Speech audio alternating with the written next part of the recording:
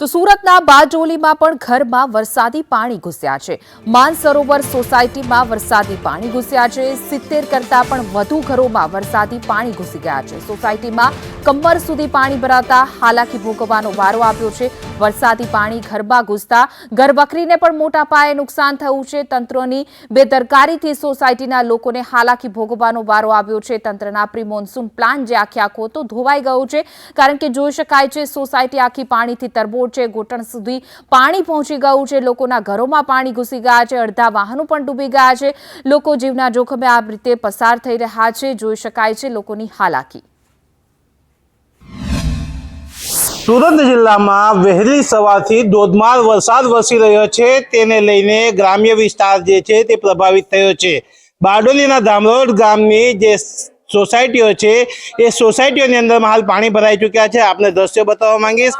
આ દ્રશ્યો છે માનસરોવર સોસાયટી કે જે ધામરોડ ગામની અંદરમાં આવે છે।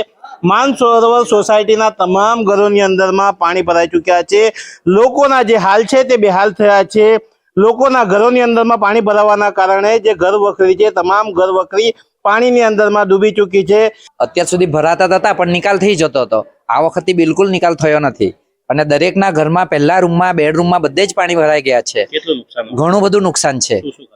એ નીચે બેડમાં પછી અનાજ પાણી એ બધું નુકસાન છે ઘણું। પાણીમાં પગ નીચે ડૂબે એટલું બધું પાણી, એટલે સોફા ખસેડવાનો બી કોઈ ચાન્સ મળ્યો નહીં।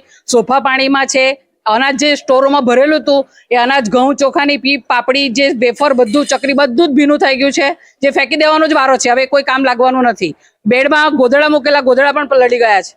વહીવટી તંત્રને કોઈ ફોન કર્યો હતો? વહીવટી સરપંચશ્રીને ફોન કર્યો હતો, અહીંયા સુધી તો કોઈ આવ્યું નથી। નાકે રોડ પર જોઈને ગયા હોય તો અમને ખબર નથી। બહુ મુશ્કેલી છે ભાઈ। જો અંદર તમે જોવો ને, કાદવ કિચડથી બધું થઈ ગયું છે। સાફ કરતા દમ લાગે નીકળી ગયો છે। શું નુકસાની થઈ છે? બધું નુકસાનીમાં અનાજ પાણીથી માંડી સોફા બોફા બધું ખરાબ થઈ ગયું છે।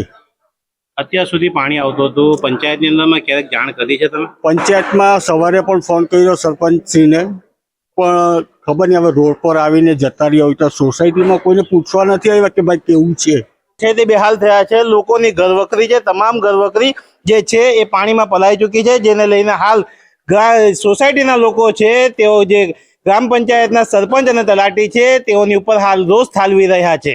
યાસીર કાગઝી, સંદેશ ન્યૂઝ, બારડોલી।